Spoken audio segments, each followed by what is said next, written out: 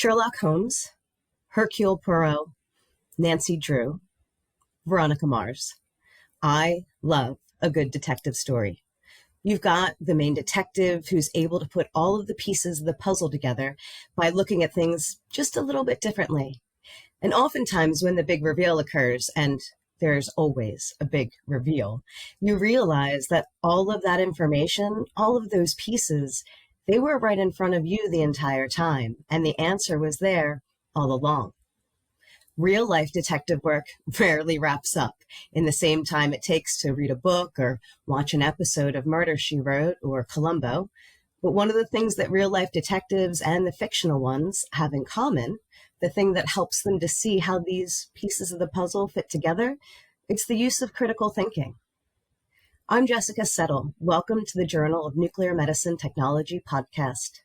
Today, we will discuss critical thinking, something incredibly important to healthcare as a whole. A quick Google search will tell you that critical thinking is the process of analyzing available facts, evidence, observations, and arguments to make sound, conclusive, and informed choices. Joining me today is Jennifer Prekeges, the program chair of the Nuclear Medicine Technology program at Bellevue College in Washington State. Thanks for joining me today, Jennifer. Now, I know that you teach critical thinking, so let me just dive right in and ask you, how do you actually approach teaching critical thinking? Thanks for inviting me to be on the podcast today, Jessica. I'm very excited. This is my first ever opportunity to be a podcast guest. I want to start by just going back to the definition that you used and point out that critical thinking is something that nuclear medicine technologists do on a daily basis.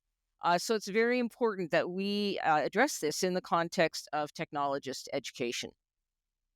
And in fact, critical thinking and problem solving are listed in program accreditation standards as professional attributes that programs must provide opportunities to develop. But on the other hand, critical thinking is actually hard to teach. Most critical thinking examples come out of a particular context. And it's hard to go from that specific scenario to kind of the generalized principles. So I'm really grateful to my colleague Rick Hoylman at the Oregon Institute of Technology, who uses a particular 3-step process with his students. So the 3 steps, first of all, what do I see? Secondly, what do I think? And then thirdly, what should I do? That's wonderful. Can you give an example of maybe how that's been used in with maybe one of your students? Sure. So I have now a whole set of images for analysis. One of those is a sesame heart image that has a vague area of increased activity above the heart.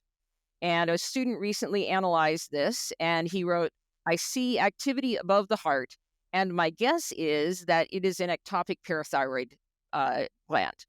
That's a great possibility, but the point I made to this student is to separate the what do I think part from the what do I see part. And so the response, what do I see? An area of increased activity above the heart. That's great. Now, what are all the possibilities of what that could be? Ectopic parathyroid adenoma is a great possibility, but it could be a malignancy. It could be some substernal thyroid tissue. It could even be some radioactive contamination on the patient. And so students and people in general are kind of quick to jump to the what do I think answer before they fully analyze the context and the facts and they sort out the different possibilities. Oh, that's a really great way to explain it. I appreciate that. Going into what the importance of looking at all of the different options. Now, one of the things that I see a lot, Jennifer, is a lot of misinformation being shared across social media platforms. How do you combat that as an educator? So in education and in literary research circles, there's a particular test called the CRAP test, and that is CRAP, CRAAP, and each of those letters stands for something that one would want to pay attention to. One of those is currency, is the article or the piece that you are hoping to incorporate into, say, a research paper. Is it current? Another one is relevance. There are two A's in my version of the CRAP test. There's authority and there's accuracy. And then the P is purpose. I think for our purposes, authority and accuracy are going to be the most important aspects of this tool. So, for example, when you read in a nuclear medicine Facebook post what someone does in their department for, say, FDG patient preparation, you would need to ask yourself, is this the most authoritative source for this information? And while Facebook posts have, maybe some amount of currency, what do the experts in the field recommend? So authority is really important. Accuracy is hugely important. Does it match up with what I know from what I learned? How can I verify this information? Misinformation, which is defined as information that conflicts with the best available scientific evidence, is rife on social media. And then I think it's also really important to consider purpose. So if you were to go to the Journal of Nuclear Medicine Technology archives and you were to put in the search bar FDG preparation, you'd get a whole bunch of hits. And you might glance at each one and use them as references. But in fact, some of those articles might actually be pointing out what not to do. So you actually have to look at the purpose of whatever that information is that you're citing as well. I think in healthcare, we have a lot of challenge in this, and it's really easy to think that something is authoritative when, in fact, it's not necessarily. Yeah, this is absolutely true. And I think that that's a really good test to standardize yourself to. And so, as you say, in healthcare, it's really important to not only not learn and not share bad habits. So what do you recommend then for technologists and overall healthcare workers to not follow bad advice or to pick up bad habits, aside from following that CRAP test that you just mentioned, which I think is really brilliant? I think the first thing is to remember that just because something is in print, on paper or on your computer screen, doesn't mean that it's true. And we're all guilty of this. I know I do this all the time. I'm listening to a speaker, I hear some little tidbit and I get it written down, and then I go and I add it into my lecture slides without ever actually validating, is that tidbit actually a fact? Is that something that I can actually verify? We have to remember that since the dawn of the internet age, it has been super easy to offer up opinions disguised as information. The whole idea of the internet is that anyone can post anything, but that doesn't make it true. It's really the responsibility then on the recipient or the potential user of that information to determine if it's accurate. And so we do have good sources of information, particularly if we're thinking in terms of scientific fields like nuclear medicine. We have published guidelines by our professional societies. We have protocols that are in use in each clinical site. We have books. We have scientifically produced and peer-reviewed articles. We have a lot of sources that we can go to find out if our things really are accurate. Yeah, that's absolutely, I think the best way to go about it is to check those guidelines and the protocols and the papers. Absolutely. So what do you think then? And, how do you see critical thinking as it pertains to the future of nuclear medicine? Well, Jessica, like I said at the beginning, nuclear medicine technologists are doing critical thinking on a day-to-day, even a moment-to-moment basis. So we have to decide, is the test that has been ordered for this actually going to answer the clinical question that needs to be answered? Is the preparation that the patient did adequate so that we can get good results on the test?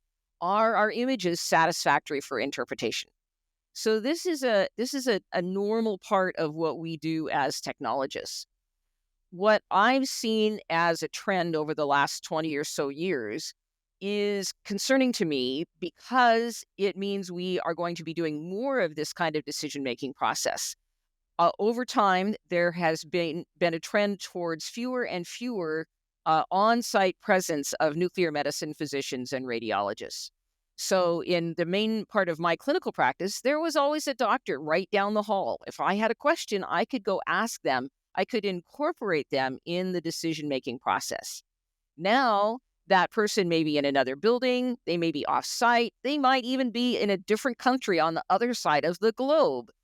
And those people who are actually interpreting our scans, that may be sort of a rotating group of people, and we don't know any of them very well. And so really now it's the technologists. We're the boots on the ground, as it were, who are going to be making those kinds of decisions. Yeah, absolutely. I mean, there's going to be a lot more autonomy, and I see it in Europe. There's a lot more autonomy with the technologists out there. They are able to make those decisions and do that. So that I will not be surprised if that starts happening more and more in the States. Yeah, Yeah, go ahead. one last question though for you, Uh-huh. Jennifer. Can anyone be taught critical thinking? I think so. In any given field of endeavor, there's a certain amount of sort of fundamental knowledge that one would need to have. But then it's a matter of applying that knowledge along with one's past experience to the situation that demands some kind of critical thinking.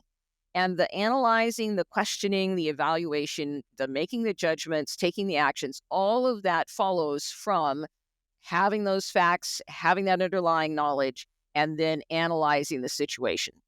So, for example, if I have a person who's inspecting my roof, I would certainly want that person to use their critical thinking skills related to the structural soundness of my roof and the quality of all prior roof installments. I would want that person to make judgments about how to maintain my roof in the best way and to take actions or make recommendations to me on how to keep it in good shape. And I would, as a patient, I would expect my nuclear medicine technologist to be doing exactly those same kinds of things. Figuring out your roof. Gosh, I hope not. No, I get exactly what you mean, and that it's true. It's important to be good at what you're specifically doing. So I appreciate that mindset that you think anyone can be taught critical thinking. So that's a positive, because the umbrella of science is based on critical thinking. We got to where we are today with research and studies where theories were and are proven time and time again. And maybe you think, well, how does this pertain to me as a nuclear medicine technologist, as a healthcare worker?